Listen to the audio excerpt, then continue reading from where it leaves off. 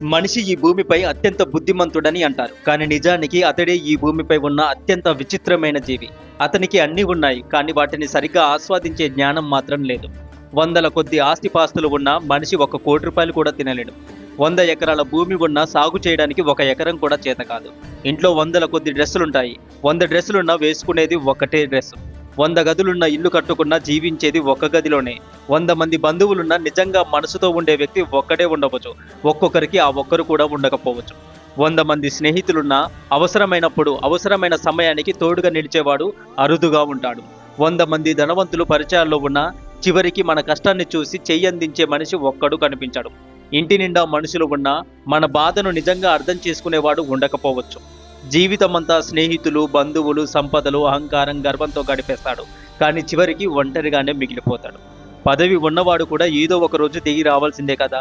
ఎంతటి ధనవంతుడైనా, ఎంతటి